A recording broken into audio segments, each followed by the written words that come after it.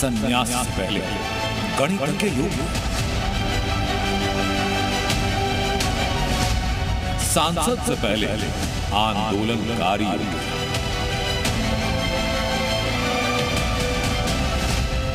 Bulldozer से पहले विद्रोही योगी,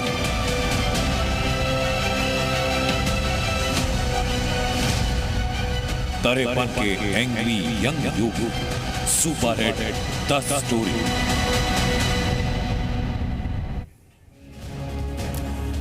नमस्कार जी, उत्तर प्रदेश उत्तराखंड देख रहे हैं आप। मैं हूं कुंदन जमैयार। आज की हमारी स्पेशल रिपोर्ट आपको बताएगी यूपी के मुख्यमंत्री योगी आदित्यनाथ की वो 10 दिलचस्प कहानियां जो उन्हें आज के दौर का एक सशक्त राजनेता बनाती हैं। मजबूत इच्छा शक्ति, अटल इरादे और कारगर फैसले, इन सब का मेल है योगी आदित्यनाथ। आज की रिपोर्ट में जानिए 4 दशकों के अंतराल में बिखरी योगी की वो कहानियां जो एक गुमनाम युवक को देश का सबसे ताकतवर शख्स बनाने में बुनियाद बनाती है। अनाश्रितः कर्मफलम् कार्यं कर्म करोति यः च सन्यासी च योगी च न निर्गन च क्रिया। ओम नमो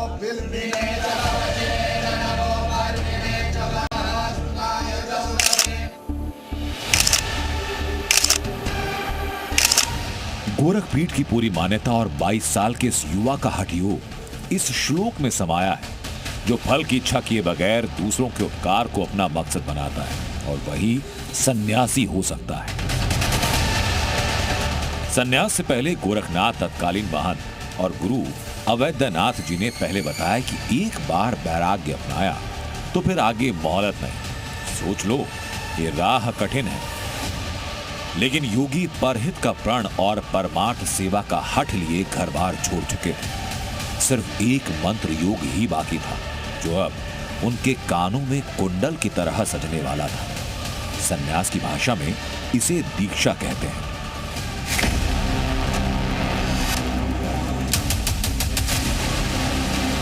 सत्ता और सियासत की दुनिया का मंत्र योग बताता है कि यहां हर दिन एक कठिन परीक्षा है।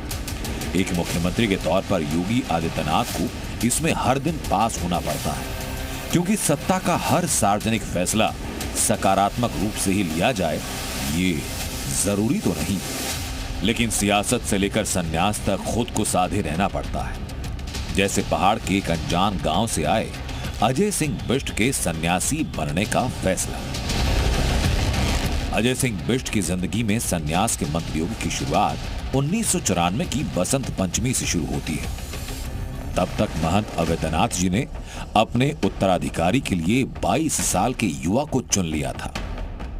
इसके बाद मठ की परंपरा के मुताबिक अजय सिंह बिष्ट को कानों में कुंडल पहनाकर योगी के रूप में दीक्षित किया जाना था, और शर्त ये कि कुंडल के लिए कान लकड़ी के सुई से छेदते हुए आंखों से आंसू नहीं आने चाहिए। 1994 की उस बसंत पंचमी के दिन जब अजय सिंह बिष्ट का दीक्षा कार्यक्रम शुरू हुआ तो सबकी नजरें इस बात पर थीं कि क्या योगी कुंडल पहनाने की शर्त पूरी कर पाएंगे, क्योंकि उम्र कम थी और बैरागी जीवन का अनुभव भी। परंपरा के मुताबिक कुंडल पहनाने के लिए गुरु अपने शिष्य का कान छेदता है। इसके लिए कोई औजार नहीं, बल्कि एक नुकीली लकड़ी होती है। इस दौरान शर्त यह कि शिष्य की आंखों से आंसू न निकले। अजय सिंह बिष्ट योगी बनने की इस शर्त पर खरे उतरे। कुंडल लगाने के वक्त योगी की आंख से एक बूंद आंसू नहीं गिरा। योगी उस दीक्षा परीक्षा में पास हुए और महंत अवैधनाथ जी ने उनके हाथों में वो धर्म ध्वजा थमाई जो सियासत की दुनिया में लहराई जानी थी। योगी उत्तराखंड के जिस पंचूर गांव से हैं, वहां न तो धर्म का रास्ता उनके लिए खुलता था, न सियासत का। उन दिनों योगी का एक ही सपना था, अगर जिंदगी में कुछ बन गया तो इस पहाड़ी इलाके में कॉलेज जरूर खोलूंगा। योगी चाहते थे कि इस पहाड़ी इलाके में पढ़ाई की जो मुश्किलें उन्होंने झेली वो उनके बाद के युवाओं को ना हो, और इसलिए वो पढ़ाई लिखाई में जुट गए। गांव से कोटद्वार के गढ़वाल यूनिवर्सिटी गए, वहां गणित जैसे विषय से बीए ऑनर्स में दाखिला किया। कॉलेज की इसी दुनिया में पहली बार सियासी सरगर्मियों से रूबरू हुए। उनका एक दोस्त चाहता था कि वो बीजेपी के छात्र संगठन से जुड़ें, तो दूसरे दोस्त और बहनोई चाहते थे कि वो वामपंथी छात्र संगठन से जुड़ें। इसी वक्त पर अगर वो गुरु यानी महंत अवैधनाथ ना मिलते तो क्या पता योगी अपने बहनोई के कहने पर वामपंथी छात्र संगठन से जुड़ गए होते। लेकिन महंत अवैधनाथ जी के मुलाकात के सिलसिलों ने योगी की राह बदल दी। महंत अवैधनाथ जी उन दिनों उभार पर चल रहे राम मंदिर आंदोलन का बड़ा चेहरा थे। वो योगी के बगल के गांव के निवासी थे और पंचूर गांव में उनकी रिश्तेदारी भी थी, और इसलिए युवा योगी का मिलना जुलना उनके साथ आसान हो गया। युवा योगी उन्हें अपना धर्म गुरु मान चुके थे और इसी प्रभाव में आकर वो बीजेपी के छात्र संघ से जुड़े। इस रूप में राम मंदिर आंदोलन में एक्टिव हुए और गढ़वाल यूनिवर्सिटी में छात्र संघ के चुनाव में खड़े होने का मन बना लिया। एबीवीपी ने उन्हें नया छात्र कहकर टिकट देने से मना किया तो योगी बागी हो गए और अध्यक्ष पद छोड़कर सचिव के लिए खड़े हो गए। योगी वो चुनाव हार गए, लेकिन छात्र जीवन में अभी एक मोड़ ऐसा आना था जिसके बाद सब कुछ बदल जाना था।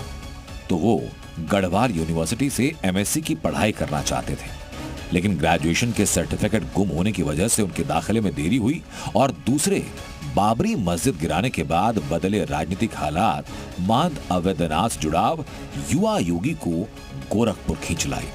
वो साल था साल 1993।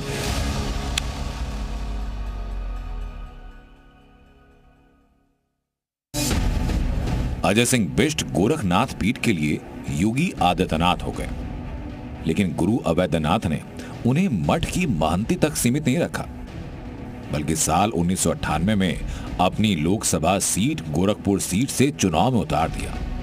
तब अवैधनाथ जी ने भरोसा जताते हुए कहा था, मुझे पूरा भरोसा है छोटे महाराज हमारे अधूरे काम को पूरा करेंगे। दरअसल गोरखनाथ मठ और राजनीति का मेलमिलाप आजादी के पहले से शुरू हो जाता है।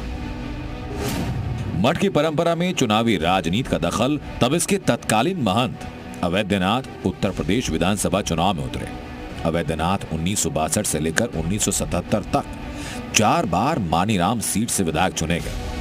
80 के दशक में जब राम जन्मभूमि आंदोलन ने जोर पकड़ा तो वो बीजेपी से जुड़ गए और 1990 में राम मंदिर निर्माण उच्चाधिकार प्राप्त समिति के अध्यक्ष भी बनाए गए। इस दौरान महंत अवैधनाथ 2 बार गोरखपुर सीट से सांसद भी चुने गए। अपने गुरु की तरह सियासत की दुनिया में पहली मर्तबा में कामयाब हो गए योगी आदित्यनाथ। जैसा कि महंत अवैधनाथ जिन्हें भरोसा जताया था वो मठ के अधूरे अभियान को पूरा करेंगे, तो योगी आदित्यनाथ गोरखपुर से सांसद चुन लिए गए। उस जीत के साथ पौड़ी गढ़वाल का पंचूर गांव अचानक राष्ट्रीय पटल पर छा गया, वरना गांव चंद साल पहले तक अजय सिंह बिष्ट की तरह गुमनाम था। हालांकि योगी बनने के बाद आदित्यनाथ गांव कम गए, लेकिन सांसद बनते ही उनके गांव के जीवन की, परिवार की, संघर्ष की तमाम कहानियां गूंजने लगी। पंचूर गांव में योगी का पुश्तैनी घर है, जिसके कमरों में बचपन और युवा दिनों की यादें वैसे ही सहेज कर रखी गई। घर में योगी का ये वो कमरा जिसमें आदित्यनाथ स्कूल और कॉलेज के दिनों में पढ़ाई करते थे। वो अलमारी आज भी उनकी किताबों और नोट्स से भरी रखी है। सांसद चुने जाने के बाद योगी आदित्यनाथ अपनी सियासी छवि गढ़ ही रहे थे तो 1999 में एक आपराधिक मामले ने उन्हें विवादों में खड़ा कर दिया। तब यूपी में बीजेपी की सरकार, मुख्यमंत्री थे कल्याण सिंह। उस साल महाराजगंज में गोलीकांड हुआ जिसमें समाजवादी पार्टी के नेता तलत अजीज के गनर की मौत हो गई। इस मामले में मुकदमा योगी आदित्यनाथ के खिलाफ दर्ज हुआ। हालांकि सीबीसीआईडी की रिपोर्ट आई, मामले में योगी को क्लीन चिट मिली। लेकिन अगले कुछ वर्षों में ऐसे विवादों में अक्सर घिरने लगे योगी आदित्यनाथ।